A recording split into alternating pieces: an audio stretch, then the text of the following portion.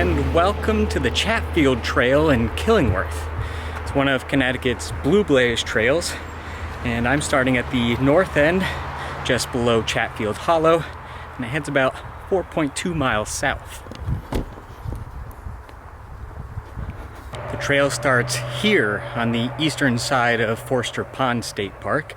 It's one of the more mysterious state parks in that the whole western side is closed to public access.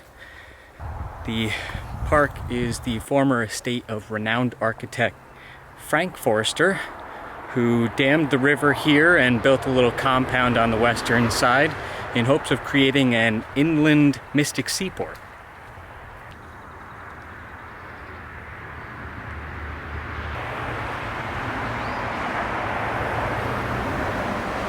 I'm going to take a brief detour off trail because I hear that there are some ruins down this way.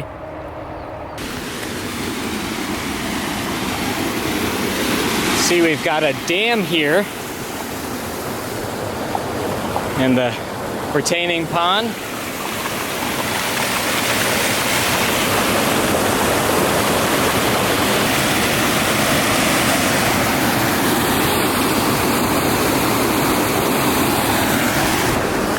If I remember right, this is a branch of the Hammonasset River. And if we continue the trail down, I'm not certain, but I think this western side of the park was purchased by the state in 1972 from an Oscar Swenson, who built a mill or pump house to provide electricity for his home here on the river. Still got the old sluice pipe going all the way from the dam down to the pump house with these piles of rocks weighing it down.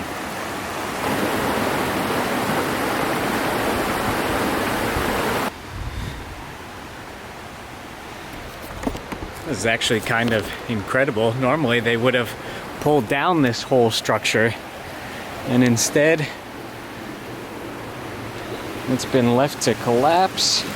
We've even got the whole water wheel still here. Of course, rusted in place.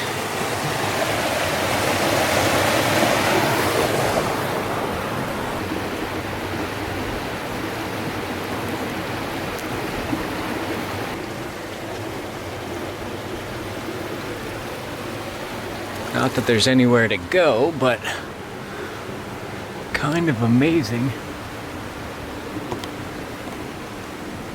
that you still get to explore this structure.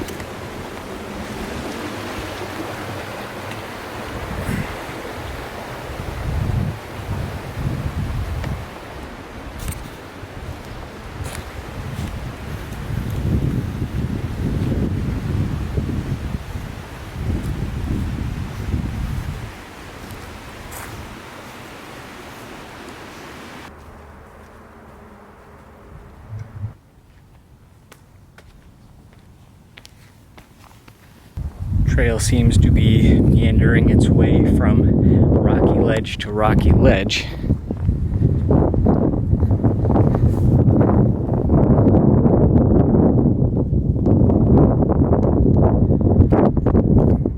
And thankfully there aren't leaves on the trees, so we get a little bit of a better view.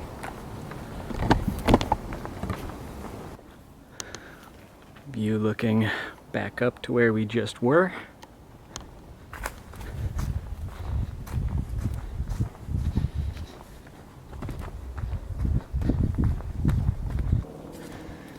Get our first view through the trees here of at least the outline of Forster Pond.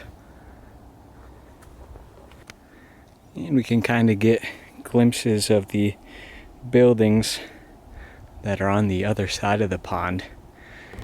The DEP, I don't think quite has enough money to maintain or develop them, but I do know that at least one wildlife biologist resides within the park and maintains the area.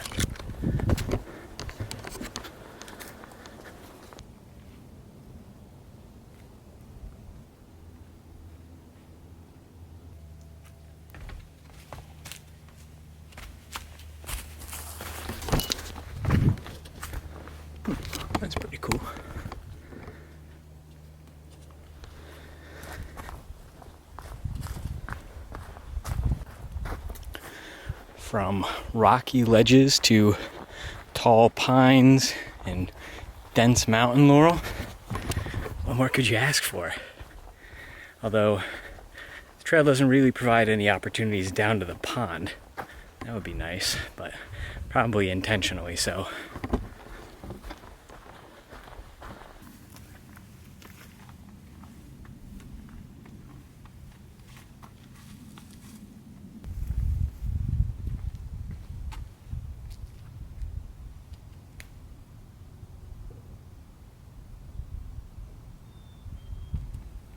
Nice view downriver. Coming down around these rock features here. Not quite the view I was expecting, but got this nice deep ravine here, although completely dry currently.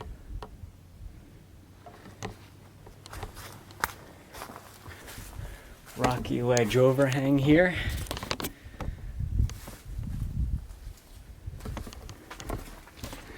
Some really nice rock features so far on this trail.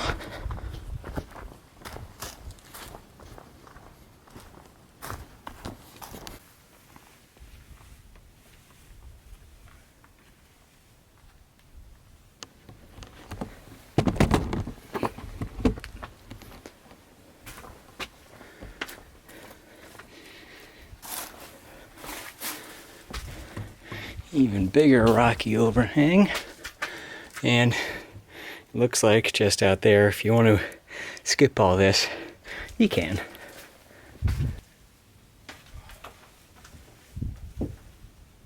Here we come to the road walk section, the main trail heading off to the left, and the orange blue heading off to the right.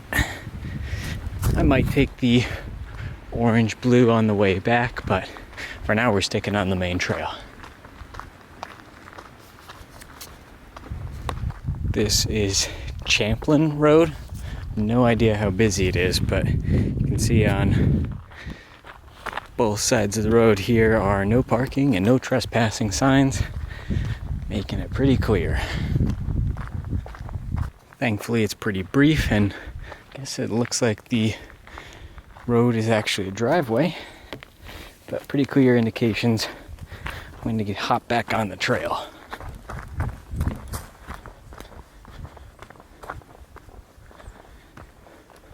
It looks like we're just about at the halfway point.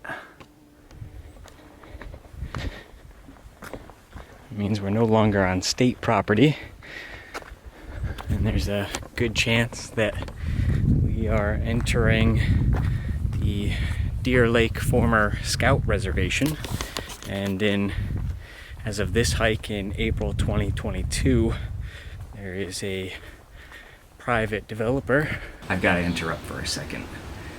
It's now a couple of months later in July 2022, and I've been sitting on this movie hoping that there would be a resolution to this who ends up owning the Deer Lake property.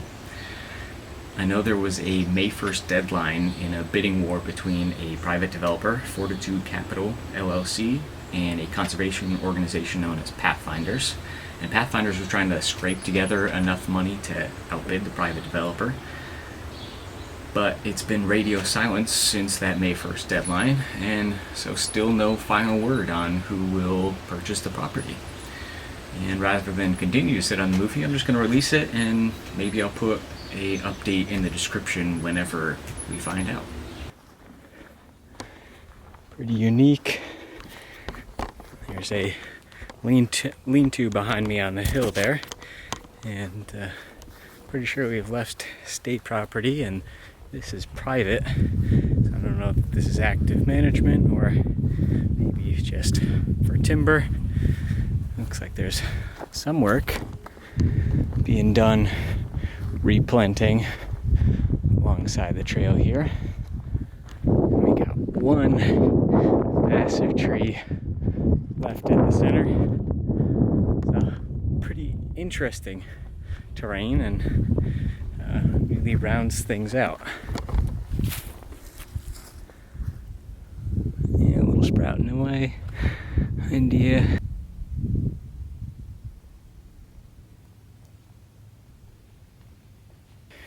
Quickly back to rock ledges, and it looks like we're about to hit the main feature of the trail, which is the Fat Man Squeeze.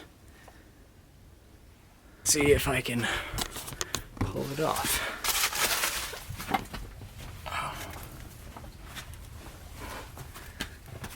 Certainly pretty narrow. No problem.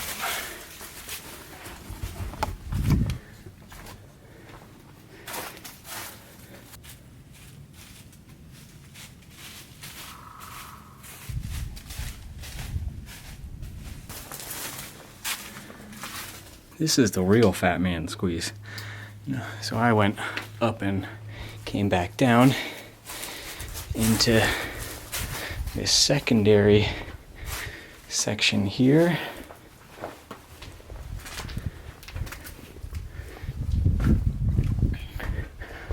I wasn't really sure at first, but this is in fact where the yellow trail continues.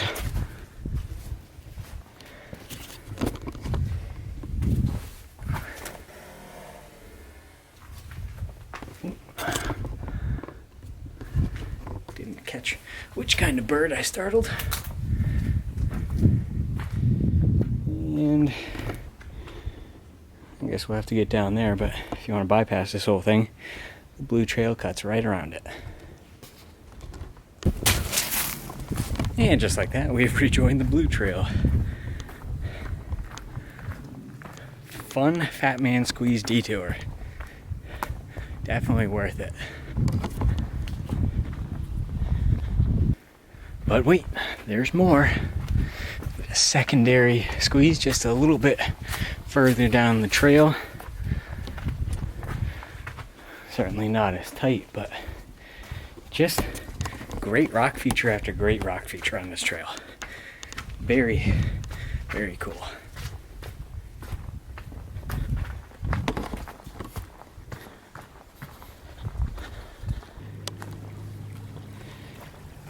Not a ton of water features on the trail, but certainly appreciated every time you run into them. Definitely along the edge of the former scout camp, you can see some more lean-tos up there. And this old cord road.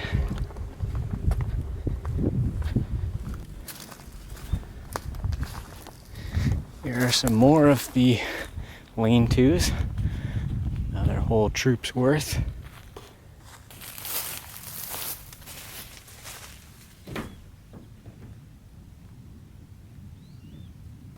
Pretty simple construction, but bunk beds and room for 6 people at least.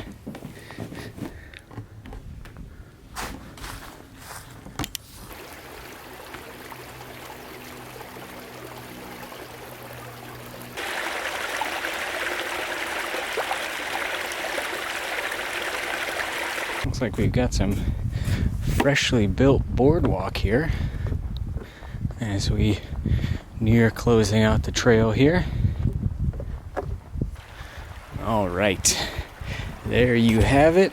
As we cross this final bridge, come to the southern terminus. A quick note, this is not the official end of the trail. It actually goes about another 1/3 of a mile following the brook further south to River Road. I just didn't know it at the time.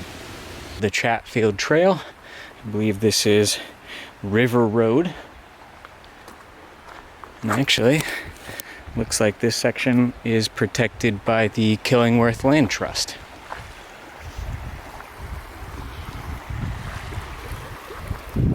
And I can highly recommend it.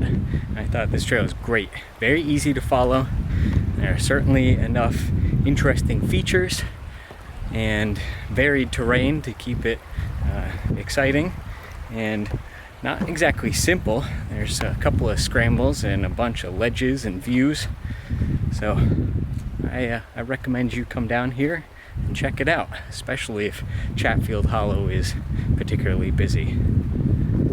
I might chime back in if there's something particularly interesting on the blue and orange trail, but otherwise I'll see you next time.